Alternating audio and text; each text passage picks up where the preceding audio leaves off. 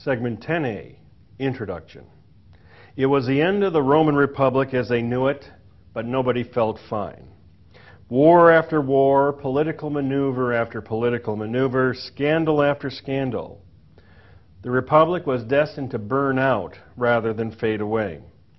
The question was, how would Romans know for sure when the Republic was dead? And what would they find to replace it?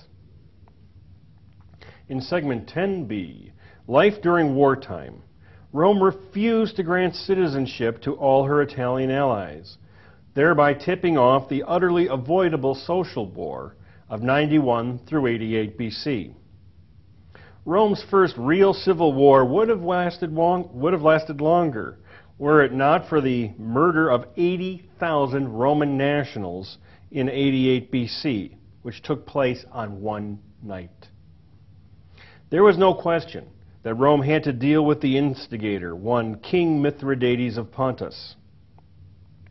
But first, Marius and Sulla had to fight it out for the privilege of fighting Mithridates.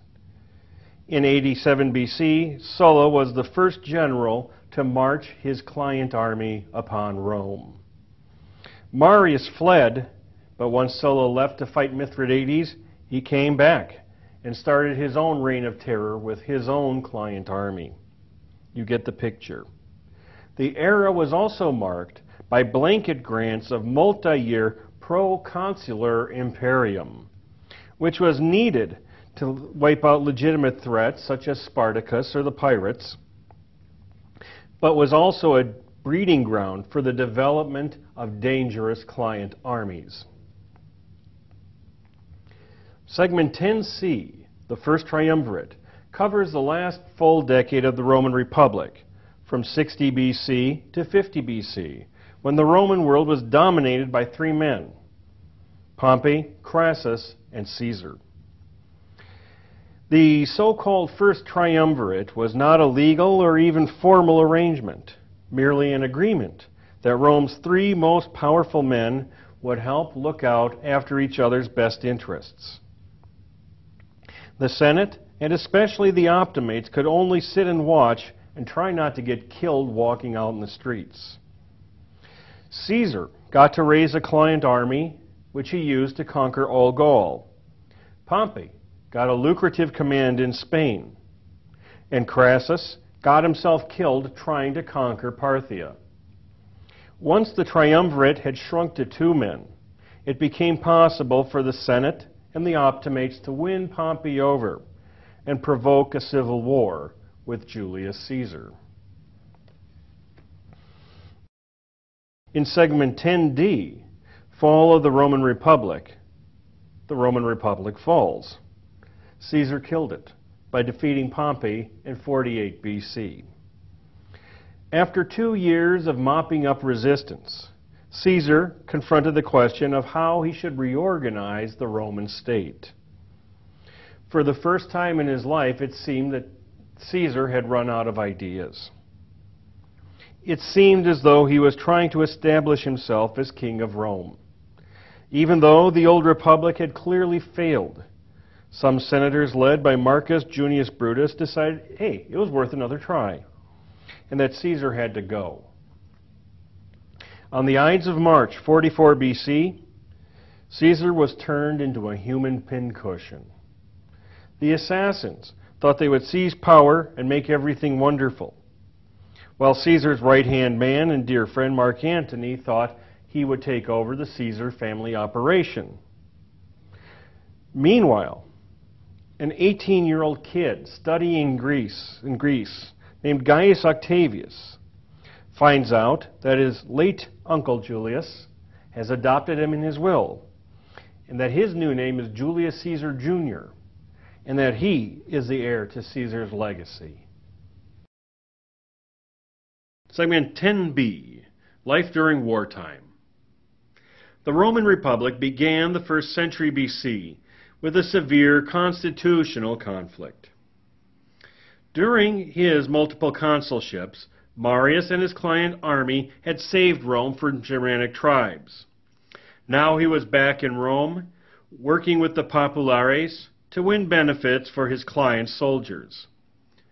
Although Marius retired from the scene in 100 BC, Rome's next 7 decades would be marked by bloody, multiple civil wars. In 91 BC, Rome's unwillingness to share full Roman citizenship with its Italian allies started the Social War. Marius, Sulla, and other Roman generals found themselves fighting their former Italian comrades, now organized as the State of Italia. The Social War ended abruptly and peacefully due to an even bigger problem in the east. In 88 BC, King Mithridates VI of Pontus, in modern-day Turkey, convinced the people of the Roman province of Asia to revolt. Given the Romans' brutal exploitations of its provincials, this was not a tough argument. Mithridates' first step was a bold terrorist act, the murder of a reported 80,000 Romans, including Roman families, Italians, and slaves, in one night. The fact that Mithridates' plot was not apprehended or stopped shows just how hated the Romans had made themselves. As the rebellion spread across the Aegean Sea to Greece, it dawned on the Romans that maybe the Italian allies deserved full citizenship after all. A hurried peace was made, and Rome prepared to punish Mithridates. The end of the Social War exposed a fatal flaw in the Roman Republic. What happened when two legislative bodies disagreed with each other? The popular assembly was summoned by a popularis tribune. It awarded the command against Mithridates to the beloved Gaius Marius. Marius was happy to accept. He and his veterans had warmed up in the Social War, and they were ready to go. For its part, the senatorial optimates chose one of the consuls for 87 BC, Lucius Cornelius Sulla, a patrician and once Marius's trusted lieutenant. Like Marius, Sulla had been commanding a client army in the Social War. Sulla and his veterans were also warmed up and ready to go. But the war versus Mithridates was not big enough for both Marius and Sulla. Sulla and his army struck first and slaughtered Marius's supporters. For the first time, but not for the last, Roman troops under Sulla marched on Rome. Marius himself hid out until Sulla and his troops left to fight Mithridates. He then marched on Rome with his troops and threw a little bloodbath of his own. Marius was also elected consul an unprecedented 7th time, but died, fortunately, before he could harm the state any further. His supporters, though, maintained their stranglehold on Roman government, even sending a separate army to Asia with orders to defeat Sulla and Mithridates in that order. These soldiers wisely defected to Sulla at their earliest opportunity. Sulla thought he had to fix Rome's problems first. He therefore made a peace treaty with Mithridates, returned to Italy with his army, marched on Rome again, and wiped out Marius's supporters a second time. This accomplished by 81 BC, Sulla declared himself dictator for the quote-unquote restoration of the Republic. His first step was to condemn his popularis enemies and confiscate all their property. The Senate asked Sulla to publish the names of the condemned, so that those not on the list could be freed from anxiety, a process called proscription or posting of names. Although his reign of terror was just as bloody as that of the hated Marius, Sulla tried hard to fix what he saw as the Roman Republic's problems.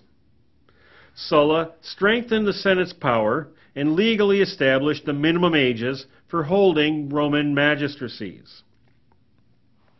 He weakened the tribunate by making ex-tribunes ineligible for future magistracies, and he quit giving grain to the urban masses for free. His goal was to ensure that no Marius, or no Sulla for that matter, would ever threaten Rome again. He decreed that no standing army could be stationed in or near Rome, and that governors or commanders could not lead troops back anywhere near Rome without the express permission of the Senate. This accomplished, Sulla laid down his dictatorship and partied himself to death in 79 BC. Yet the problem presented by client armies would not go away. Rome had already endured 3 civil wars: the Social War, 91 through 88 BC, Sulla's War of 87 BC, and Sulla's Second War of 82 to 81 BC. The general Quintus Sertorius, a comrade of Marius, took over the provinces of Spain and held out until 72 BC, when he was at last suppressed by the young general Pompey. The Spartacus slave revolt of 73 to 71 BC was put down by the sullen general Crassus, with an assist from Pompey and his Spanish veterans. Crassus never forgave Pompey for stealing his limelight. To reward these ambitious young generals and hopefully keep them from marching their client armies upon Rome, Pompey and Crassus were elected co-consuls for 70 BC. This was yet another lousy precedent. Pompey was not only too young to be the consul, he had never been elected to any position on the cursus honorum. But Rome was now an empire in the full sense of the word, and war was no longer a matter of dropping the plow, picking up the sword, and kicking Etruscan tail. Now, Rome needed professional armies and experienced generals to fight its wars. These generals had to be kept happy. And nothing made a general happier than a long-term grant of proconsular imperium. A great big blank check to fight Rome's enemies just as one wanted to. In 67 BC, young Pompey, who now called himself Gnaeus Pompey the Great, received a 5-year grant of proconsular imperium to rid the Mediterranean of pirates. It took him 9 months. In the next year, another law gave Pompey proconsular imperium to defeat King Mithridates of Pontus once and for all, finishing the work Sulla had left behind. And this Pompey had accomplished by December 62 BC. So far, Pompey had not abused either of his grants of proconsular imperium. All Rome still awaited his return with great anxiety. Rome had already endured another minor civil war in 63 BC when the Popularis Catiline was caught plotting to overthrow the state. Catiline's backers were Crassus and Marius's ambitious but impoverished nephew, the Pontifex Maximus Julius Caesar. The mighty mouth of the consul Cicero was enough to put Catiline out of commission. But Crassus and Caesar remained free, hoping to gain leverage against their joint adversary Pompey. As far as the Senate was concerned, all of the potential Sullas needed to be put on the sideline, especially Pompey, Crassus, and Caesar. The great Roman powder keg was about to blow sky high.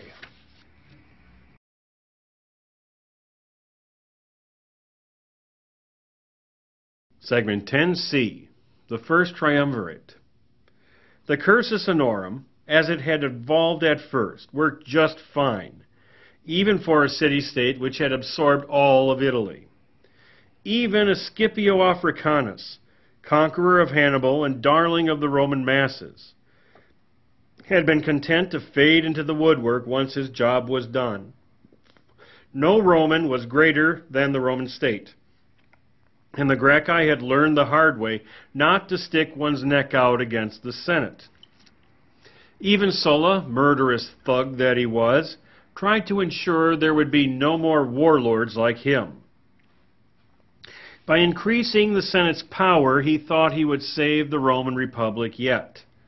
But those were different times. Rome was now too big, too wealthy, too powerful to be effectively run by annual magistrates running under the overall control of the Roman Senate. Defending the Roman world now required powers far greater than the mos maiorum had been comfortable in granting just one man. Victory over King Mithridates of Pontus had required a 5-year grant of proconsular imperium to Pompey. Only then could Pompey defeat Mithridates, reorganize Rome's new Near Eastern territories, and establish a belt of buffer states between the Roman Empire and Parthia. None of this would have been possible for a general constantly asking the Senate for permission. Pompey did indeed lay his imperium down on returning to Rome. In 61 BC, he held a triumph and dismissed his troops.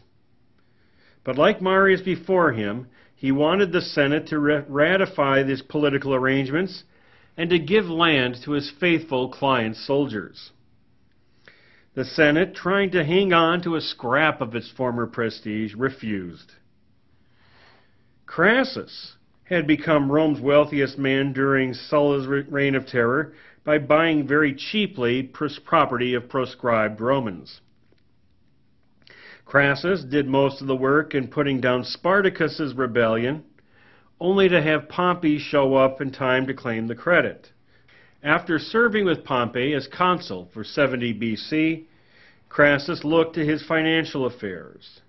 In the Senate, he was the patron for the publicani, or tax collectors. Because Pompey had extracted so much money from the East during his smashing victories, the publicani had fallen on tough times. They wanted to renegotiate what they'd promised to pay the Senate, but the Senate refused. Gaius Julius Caesar was a dirt-poor politician, further handicapped by being the nephew of Marius's wife. But Julius had mad political skills, which he displayed in getting elected Pontifex Maximus. From that important office, Julius Caesar did the groundwork for winning the consulship of 59 BC. He reached out to Pompey and to Crassus and promised to help them get what they wanted from the Senate, provided they helped him get the consulship, and a nice long grant of proconsular imperium in Gaul to follow his consulship. The arrangement Caesar made between Pompey, Crassus, and himself is best known now as the First Triumvirate, even though it was not a legal entity like the Second Triumvirate truly was. The three triumvirs had hoped to bring the silver-tongued Cicero in to make it a foursome, but to his credit, Cicero could not be conned into joining. As planned, Caesar was elected one of the consuls of 59 BC, along with an unfortunate fellow by the name of Marcus Calpurnius Bibulus. That year, Caesar did his utmost, legally, illegally, to pass the legislation Pompey and Crassus wanted. Anyone in Caesar's way found himself on the receiving end of a beating from Pompey's burly veterans. His tactics were so heavy-handed that Bibulus just stayed home all year, claiming that he was watching the skies. This meant that he was collecting bizarre religious portents to help him invalidate Caesar's legislation after the year was over. Roman humorists called that year not the consulship of Caesar and Bibulus, but the consulship of Julius and Caesar. Pompey got his official attaboy for beating Mithridates. His client soldiers got land. Crassus's tax collector buddies got to renegotiate their contracts on more favorable terms. Caesar himself received 5 years of proconsular imperium in Rome's 2 Gallic provinces. Building a client army of 30,000 men, Caesar conquered and pacified almost the entire area of France, Belgium, and the Netherlands, along with coastal areas of Britain. To ensure that everyone back home knew about his great achievements, Caesar published a series of commentaries, or books about his Gallic Wars, a Roman public relations first. While the members of the Senate's aristocratic faction, or optimates, seethed, the minions of the so-called First Triumvirate maintained their stranglehold on Roman politics. Predictably, friction arose between Pompey and Crassus, but Caesar held the deal together in 55 BC by renewing the agreement. Pompey got proconsular imperium in Spain, and Crassus got proconsular imperium in the east. Pompey had been there and done that, decided to stay home in Rome and rule Spain through his lieutenants. Beating Mithridates was a hard act to top. But Crassus yearned to match Caesar's and Pompey's successes. He unwisely picked a fight with the Parthian Empire and was killed in 53 BC. Now that the triumvirate was down to two people, the senatorial optimates began to pit Pompey against Caesar. For Caesar, it was essential to be elected consul for 49 BC. It would give him a year's worth of time to settle old accounts with the senatorial optimates and their new pal Pompey. But the Mos Maiorum dictated that Caesar would have to lay down his proconsular imperium, enter Rome as a private citizen, and only then campaign for himself. But the instant Caesar set foot in Rome without his imperium or his troops, he knew he'd be dragged into court over and over again until his political career was a ruin. And this was, of course, precisely what the Senate was hoping for. It commanded Caesar to abandon his Gallic command and come back home as a private citizen by himself. Instead, January 49th, Caesar brought down his legions from Gaul, crossed the Rubicon River, and started the civil war of 48 to 46 BC. Segment 10D, Fall of the Roman Republic. Late in 50 BC, the Senate ordered Caesar to arrive in Rome, minus his proconsular imperium and minus his client army. Civil war was Caesar's only viable option. Aware that outside of a few senatorial diehards, nobody actually wanted this war, he wanted to limit the collateral damage to the Roman state. Despite dire rumors of upcoming proscriptions and other assorted nastiness, Caesar announced that any combatant surrendering to him could return home unharmed. This policy of clementia, or clemency, allowed many Pompeian supporters to escape. But it also won Caesar a great deal of popular support. Most Romans really did just want to be left alone. Caesar also worked to pretend he was not a warlord at the head of a client army. He was just seeking a peaceful solution to Rome's political problems. Even so, he worked very quickly. Pompey was beaten at the Battle of Pharsalus in 48 BC. In 47 BC, Cleopatra was established as Queen of ancient Egypt, and King Pharnabazus of Pontus was overthrown in 47 BC. The last nest of optimates was cleared out of Africa in 46 BC. Returning to Rome in July 46, Caesar celebrated 4 triumphs: Gaul, Egypt, Asia, and Africa, but none over Pompey. He assumed a 10-year dictatorship, like Sulla, for the purpose of restoring the Republic. At this point, Caesar still appeared serious about maintaining the old Republican political institutions. He helped campaign for magistrates and encouraged young nobles such as young Marcus Junius Brutus to consider careers in public affairs. But in 45 BC, Pompey's two surviving sons stirred up a Spanish rebellion, forcing Caesar to go there and stamp the rebellion out. It's likely the experience led Caesar to think that the Republic really couldn't be fixed. If Caesar's old enemies were bound and determined to get back at him, there was no point in his pretending to share power with anyone else. On his return from Spain, Caesar was a different man. He now worked hard to secure his supreme authority in the Roman state. The popular assembly, which had always been on his side, piled honor after honor on him, such as the right to use the title Imperator as his first name, lifetime tribunician power complete with veto, and the establishment of a formal religious cult around his genius or guardian spirit. Caesar packed the Senate with his supporters, doubling it in size, and he rigged the annual elections for 5 years in advance. His excuse for this breach of the mos maiorum was his planned campaign against the Parthian Empire, finishing the job that Crassus had so ineptly begun. He expected to be gone for a while, and he had to make sure that Rome would remain secure in his absence. Early in 44 BC, coinage appeared portraying Caesar as dictator for life.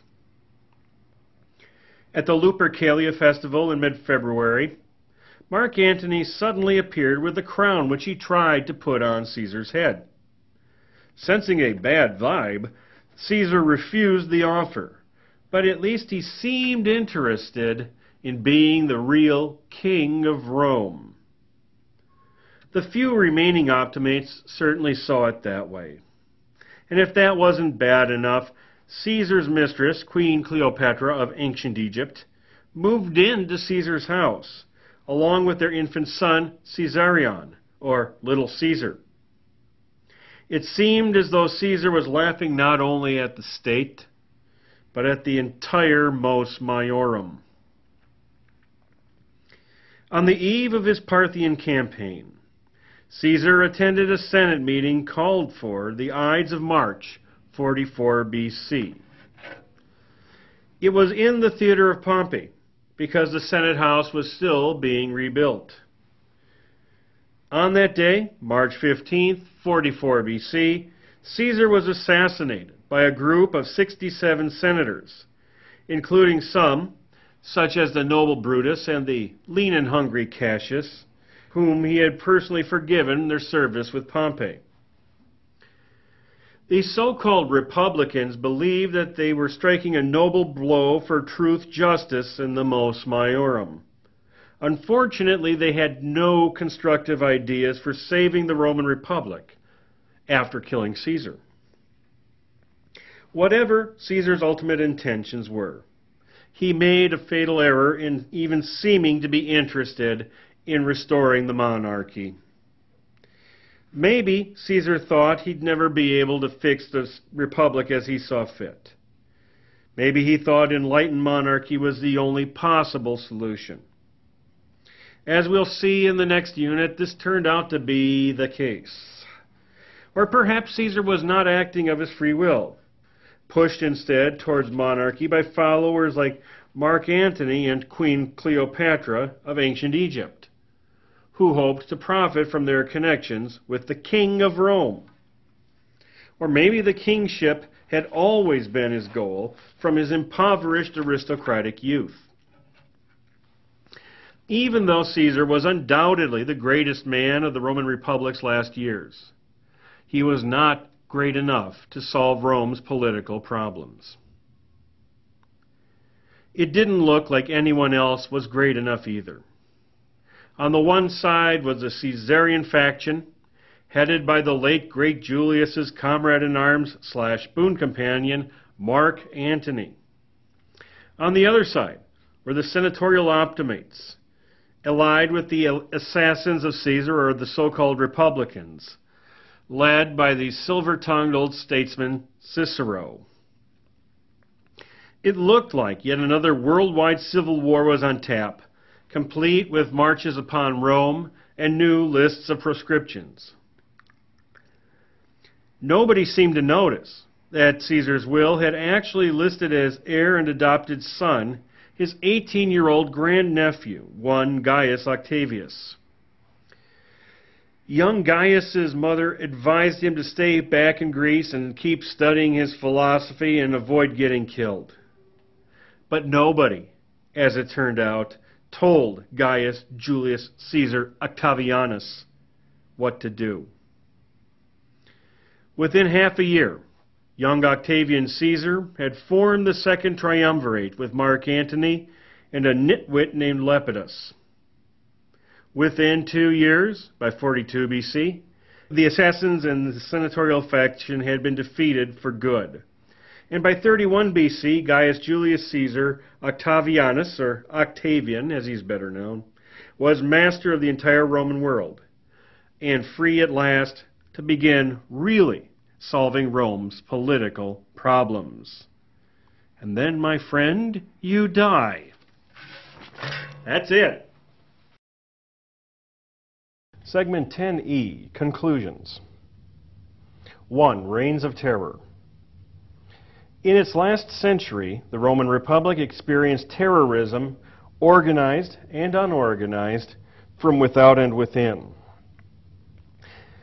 King Mithridates' murder in 88 BC of 80,000 Romans in the province of Asia ended one civil war, the Social War, and set off another one between Sulla and Marius to see which of them would lead the Roman army. Sulla's victory in the civil war that he fought on returning to Italy was followed by the mass murder of wealthy citizens, the so-called proscriptions, and a 3-year dictatorship. During the time of the first triumvirate, rival gangs roamed the streets of Rome, sometimes in the pay of politicians, and sometimes they were just freelancing. Even the triumvir Pompey himself had to stay home sometimes, and this in a time of supposed peace. When Caesar and Pompey began their civil war in 49 BC, Romans could be excused for expecting it to get nasty.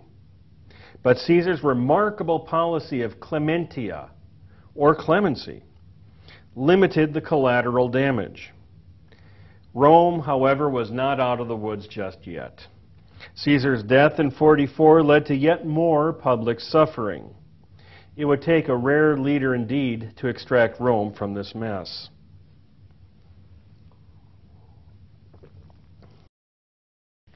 Two, men versus society.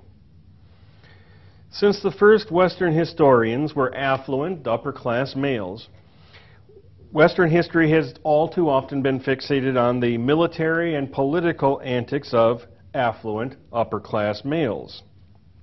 No argument there. The Roman Republic was constructed in a way that restricted effective political power to wealthy citizen males. And in its dying years, it was controlled by a very small circle of wealthy citizen males. Then it was controlled by 3 wealthy citizen males, and ultimately by 1 wealthy citizen male named Julius Caesar. Yet the interplay of the first triumvirate at the end of the Roman Republic is crucial to understanding its demise. Their flaws in their personalities set off the virtues of the principate which followed. The personal interactions of wealthy and influential Romans, even on the family level, could cause political shockwaves. For instance, Pompey was the very loving husband of Caesar's daughter Julia. The marriage was arranged as part of the first triumvirate, but when she died giving birth to a stillborn child, her untimely death led to a split between Pompey and Caesar. When stuff like this affects public policy, when stuff like this affects the state's security, democracy is definitely broken. And here's a laundry list of the external signs of a broken government, which you can use as you will on an essay exam. I don't know how much more blatant I can be. 1. The old cursus honorum was great for running a large city-state, as Rome once was. It was great for running a small empire, which Rome once was. It was not a good way of administering the entire Mediterranean world. The flexibility Rome had demonstrated during the conflict of the orders was sadly lacking. 2. The small farmer class, backbone of the Roman state and of the Roman volunteer army, had either been killed off during centuries of warfare or put out of business by the latifundia. The result was the growth of an urban mob at Rome. 3. The penalty for attempting to restore the small farmer class was death, as the Gracchi found out in the 2nd century BC. 4. As the poor grew poorer and more numerous, the already grew wealthier due to military commands, political considerations, and control of the ager publicus captured in the wars. 6. The downfall of the small farmer class made it necessary for Roman military to recruit soldiers from the urban mob and to pay for their training and upkeep, and this led to the rise of client armies. 7. There was no consistent policy for assimilating conquered Italian cities. This led to the nasty social wars of 91 to 88 BC, in which subject Italians formed the nation of Italia and fought for the right to become citizens. 8. The social wars were merely the first of 10 civil wars fought in the years between 90 BC and 31 BC, ending in the ascendancy of Augustus. 9. Individuals like Marius, Sulla, Julius Caesar, Pompey, and Crassus were now able to ride roughshod over the Roman constitution. The struggle between wealthy individuals and democratic values had ended in a clear win for individual power. 4. Fixing the republic. 1. Be very careful who you forgive and who you trust, as Julius Caesar found out on the Ides of March. 2. Even when you have to brag endlessly about your personal accomplishments, respect the traditions of the almighty Mos Maiorum. 3. Maintain your reputation as a great military leader, while at the same time trumpeting your commitment to maintaining the peace. And 4. Pay scrupulous attention to your propaganda. It's a great big imperium out there. Different people will have different expectations of you, and as Wilt Chamberlain has thoughtfully shared with us, nobody roots for Goliath. How does Augustus Caesar pull this off? We'll find out in the next exciting unit.